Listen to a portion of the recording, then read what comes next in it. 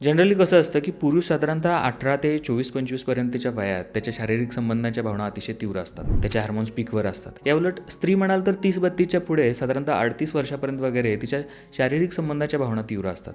तिचे हार्मोन्स पीकवर असतात. आता हा गॅप जर लक्षात घेतला, समजा 30मध्ये लग्न झालं आणि लग्नाला 4 वर्ष होऊन गेलीत, मुलं झालेत, त्यानंतर ऑब्व्हियसली सेक्सचं प्रमाण थोडं कमी होतं.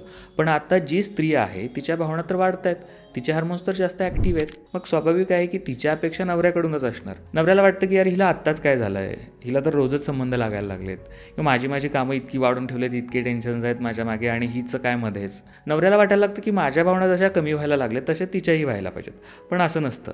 त्यामध्ये बाईची काही चूक नाही आहे, निसर्गानं तसं घडवलं आहे. तिच्यामध्ये हार्मोनल बदल त्या प्रकारे होतात म्हणून तिची अपेक्षा वाढते. हे पुरुषांना माहिती असणं गरजेचं आहे. माहिती नसेल तर यामुळे भयंकर प्रमाणात गैरसमज होतात. यातून ताणतणाव वाढतात, वादविवाद आणि अगदी एक्स्ट्रा मॅरिटल अफेअरपर्यंत गोष्टी जातात.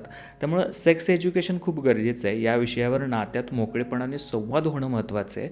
निसर्गाने पुरुष आणि स्त्री या दोघांमध्ये काहीतरी गॅप ठेवलेला आहे, त्यामुळे त्याला समजून घेणं गरजेचं आहे. जोडीदाराने एकमेकांच्या गरजा समजून घेऊन त्याचा सन्मान करायला हवा. नात्यात संवाद असेल तर ते टिकेल आणि दोघांनाही समाधान मिळेल.